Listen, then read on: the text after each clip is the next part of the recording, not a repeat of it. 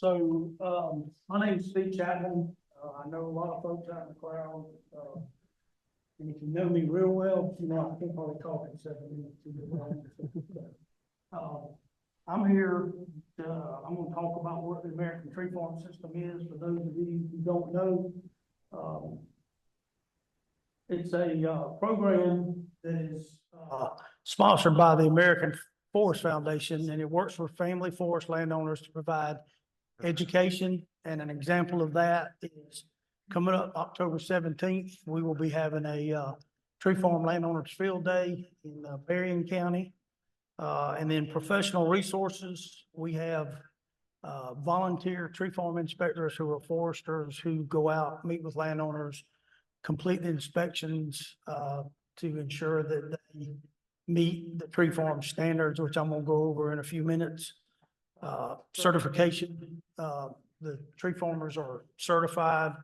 Recognition, we do 2 different recognitions within our state program, and then they have other programs, other recognitions at the national level. And so we do a state tree farmer of the year here in Georgia. And I know we had 3 at one time in the room. John Bembry, who I think may have already left, Heather Braswell, and Mike Harrison are 3 past Georgia tree farmers. And then Heather was recognized as the 2024 National Tree Farmer of the Year this past spring at an annual meeting. Yeah.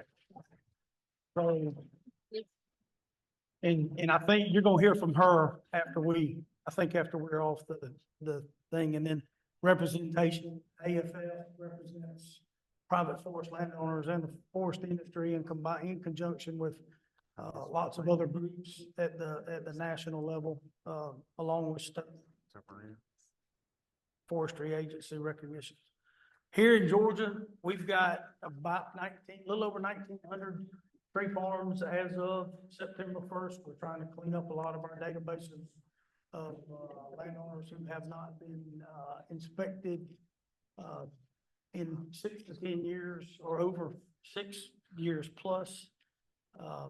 But we're working on that. Hopefully, I know we've had some people say they don't want to be, we sent a letter out. A little over 1 million acres in the tree farm program. And then here's another recognition. We provide scholarships to dependents of tree farmers. But we gave $1,500 scholarships this past year.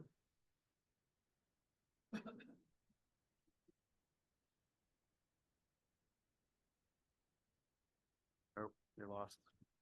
You're gonna advance the slide. Having a little issue. Is it? Yeah, it's not changing. There it is.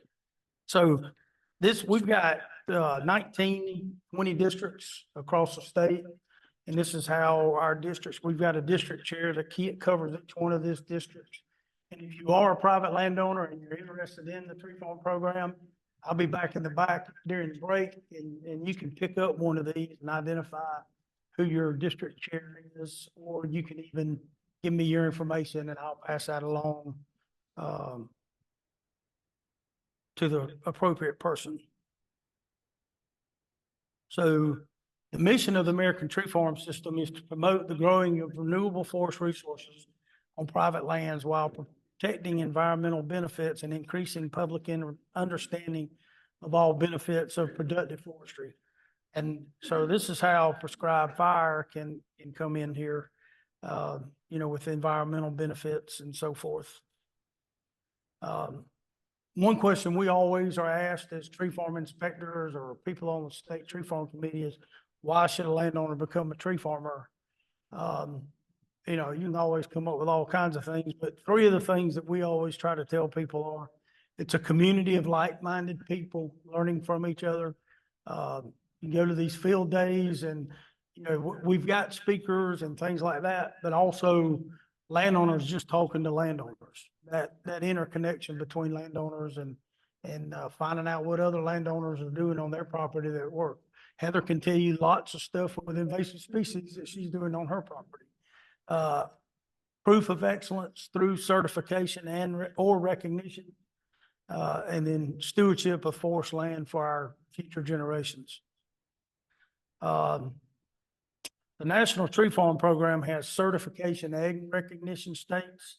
The green are the certification states, and those are the states that have decided that they want to be part of the certification process and go through audits. So Georgia just went through an audit 2 years ago. So we go through the audit every 5 years, similar to what FSC does, where the American Forest Foundation contracts with an auditor, and they come in and go look at various private tree farms across the state to ensure that they're conforming to the standards and indicators that are set up through AFF.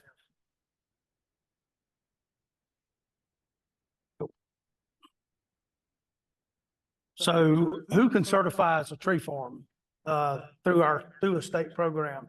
An individual owner, small businesses, public entities, counties, cities, and so forth.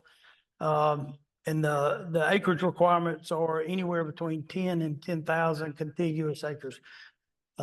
You could own more than 10,000 acres to be and get certified, but the properties cannot be contiguous.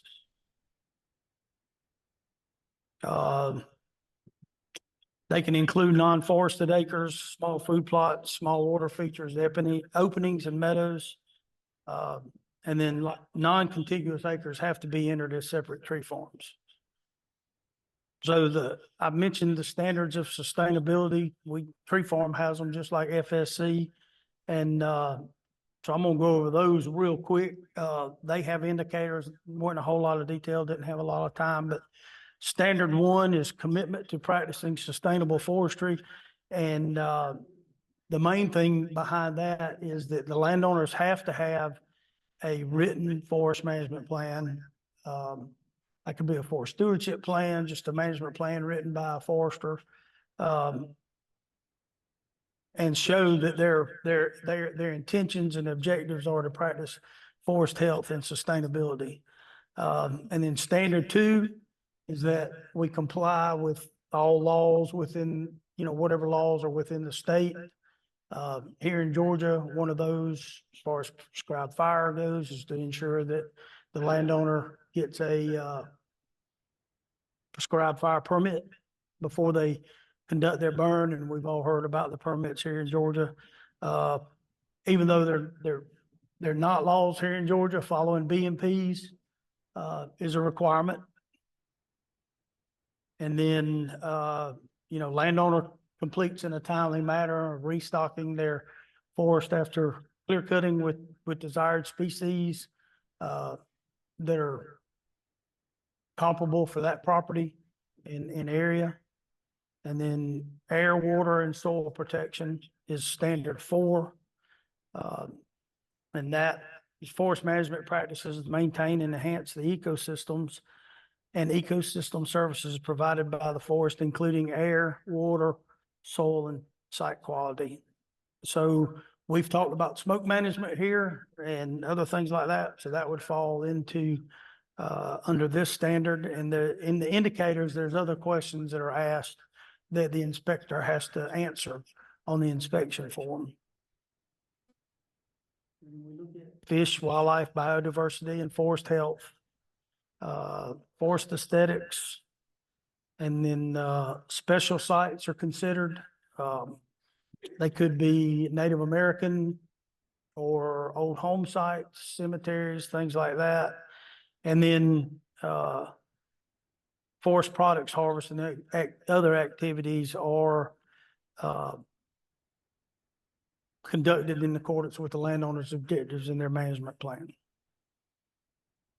So, and then we do have a program administrator, Frank Green, and a lot of times that's who people end up contacting. I'm currently the state chair, which my term will end in December with Kent Huff will be coming on as our new chair-elect. So if you have any questions, you can talk to me today, or I can give you Frank Green's information, and you can reach out to him. And there again, here's our district map. Thank you.